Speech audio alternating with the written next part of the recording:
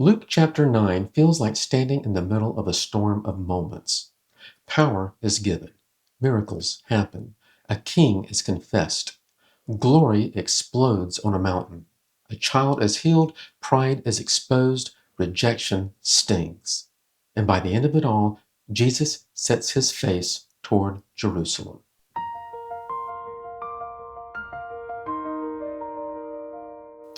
Good morning and welcome back to The Late Disciple. Our next chapter in Luke covers an extraordinary amount of ground.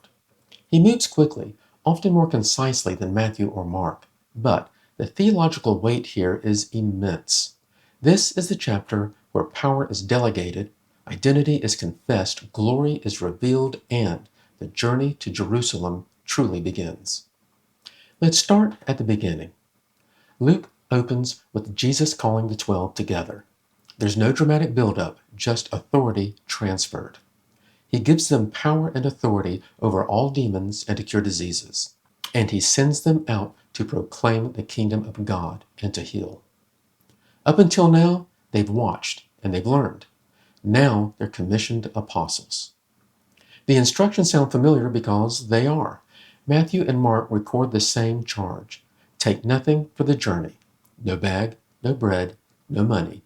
Luke even emphasizes not taking an extra staff.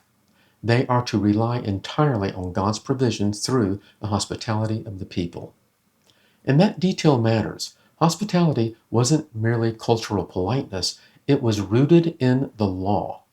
Faithful Jews were expected to care for fellow Israelites. So, when Jesus tells them to stay in whatever house receives them, he's also instructing them not to try to upgrade their comfort if a better opportunity appears. Ministry is not a ladder for personal convenience. If, however, a town rejects them, they are to shake the dust from their feet. This isn't a new symbolic gesture. Jews returning from pagan lands would shake their dust from their sandals as they re-entered Israel, symbolically separating themselves from what they considered unclean. Jesus applies that imagery to covenant towns that reject the gospel. And in so doing, he is saying something sobering. Rejection of the kingdom message carries consequences. Luke keeps it brief. They go out, they preach, they heal everywhere. Authority has now been multiplied. As the apostles minister, word spreads, and word reaches Herod. Luke gives us only 2 verses here, whereas Mark pauses the story to give a lengthy account of John the Baptist's execution, and Matthew also expands on it. Luke, however, does something different. He summarizes. Herod hears of Jesus and he's perplexed. Some say John has been raised from the dead. Others say Elijah has appeared. Others say one of the prophets of old has arisen. Herod says, John I beheaded, but who is this about whom I hear such things? Luke doesn't revisit the gruesome details of John's death. Instead, he uses Herod's confusion to keep pressing the central question forward. Who is Jesus? The apostles return and report what they've done. Jesus takes them away to Bethsaida. It's meant to be a quiet moment, but crowds follow. Unlike Matthew, Luke doesn't frame this miracle with Jesus withdrawing after hearing about John's death. Matthew highlights Jesus' compassion in that setting. Luke, instead, focuses on the welcome. He welcomed them, and he spoke to them of the kingdom of God, and he cured those who had need of healing. As the day wears on, the disciples urge Jesus to send the crowd away for food. Instead, Jesus turns the responsibility back on them. You give them something to eat.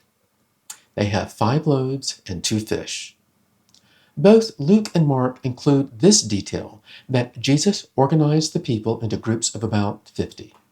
There's structure, there's intention. This isn't chaos, it's shepherding. Jesus blesses the bread, breaks it, gives it to the disciples to distribute. Everyone eats, everyone is satisfied, and 12 baskets of food remain. The one who fed Israel in the wilderness now feeds a multitude in another lonely place. And Luke allows the weight of that to linger. At this pivotal moment, Luke again tells us Jesus is praying.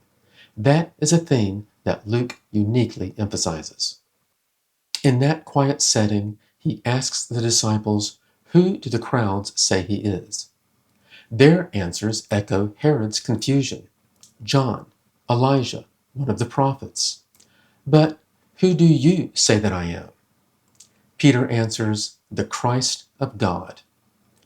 Matthew expands this confession and includes Jesus' blessing of Peter, but Luke moves quickly to what follows: a stern warning not to tell anyone, and an immediate prediction of suffering. The Son of Man must suffer many things, and be killed, and on the third day be raised. The Messiah, they confess, is not marching toward a throne. He's walking toward a cross. Then comes the cryptic statement, "There are some standing here who will not taste death until they see the kingdom of God." Interpretations on this vary. The Transfiguration, the resurrection, the Pentecost, the fall of Jerusalem. Luke doesn't clarify. He simply continues the story, allowing the next event to speak for itself. But before any mountaintop glory, Jesus first defines discipleship. "If anyone would come after me, let him deny himself and take up his cross daily and follow me." Luke alone includes the word daily. This isn't a single dramatic act of loyalty, it's a continual surrender. To follow Jesus means to lose the life you are trying to preserve and entrust yourself to Him instead. The kingdom isn't about comfort, it's about cruciform living. About 8 days after these sayings, Luke says 8, Matthew and Mark say 6, Jesus takes Peter and James and John up the mountain to pray. And as he prays, everything changes, literally. His face is altered. His clothing becomes dazzlingly white. Matthew says his face shone like the sun. Luke emphasizes the transformation happening in the act of prayer. Then Moses and Elijah appear, speaking with him about his departure, literally his exodus, which he is about to accomplish at Jerusalem. The law and the prophets stand with him. The entire story of Israel converges on this moment. The disciples, heavy with sleep, are now fully awake and see his glory. A cloud overshadows them. A voice speaks, "This is my Son, my chosen one. Listen to him." For a brief moment, the veil is lifted. The concealed deity of Christ radiates openly. Peter would later testify that they were eyewitnesses of his majesty. John would say, "We have seen his glory." And then it's over, and the mountain gives way to the valley. The next day, they descend and immediately meet desperation. A father cries out for his only son, tormented by a spirit that the remaining disciples could not cast out. These are the same men who were given authority earlier in this chapter. Jesus responds, "O faithless and twisted generation, how long am I to be with you and bear with you?" The frustration feels directed at the broader unbelief surrounding him, but surely it includes his disciples. They had the authority. They had the power. They even had the experience. Yet something faltered. Jesus heals the boy. The crowd marvels at the majesty of God. But while they marvel, Jesus redirects their attention.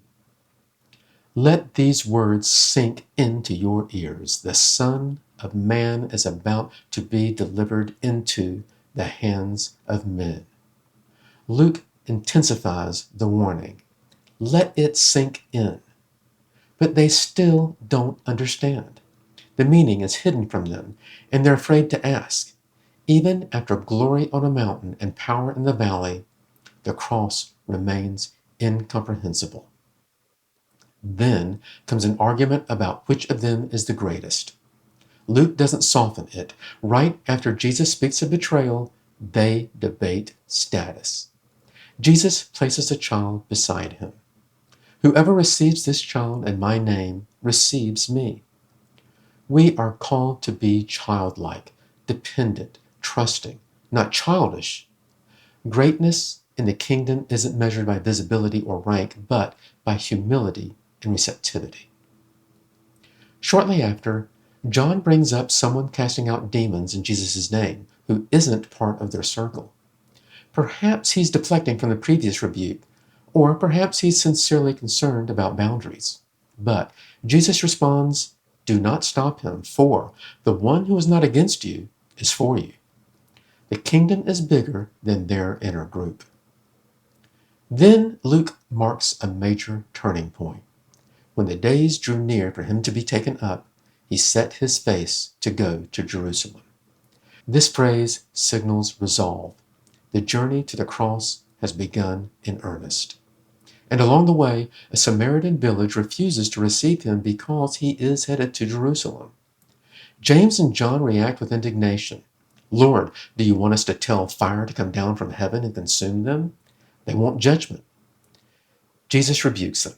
The kingdom doesn't advance through vengeance. They move on to another village.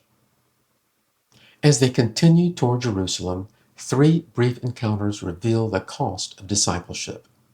One man wants to follow wherever Jesus goes, but Jesus warns him that the Son of Man has nowhere to lay his head. Another asks to bury his father first. Jesus replies, "Leave the dead to bury their own dead." And a third wants to say farewell at home. Jesus answers, "No one who puts his hand to the plow and looks back is fit for the kingdom of God." And Luke ends the chapter here, not with applause, but with decision. Following Jesus means movement forward. No divided allegiance and no backward glances. Luke chapter 9 carries us from delegated authority to revealed glory to determined suffering. This chapter isn't random, it's movement. Luke is showing us that following Christ means walking with him from power through confusion into suffering, and ultimately toward the cross. The question isn't whether Jesus has authority anymore. The question is whether we'll follow him when the road turns hard. Thank you for watching The Late Disciple today. If this Bible study helped you see Jesus in a new light, please like, subscribe, and share this with someone who's exploring faith or studying the Gospels. Until next time, stay curious, stay faithful, and keep walking in the light. And as always, remember, we are all disciples. It is never too late.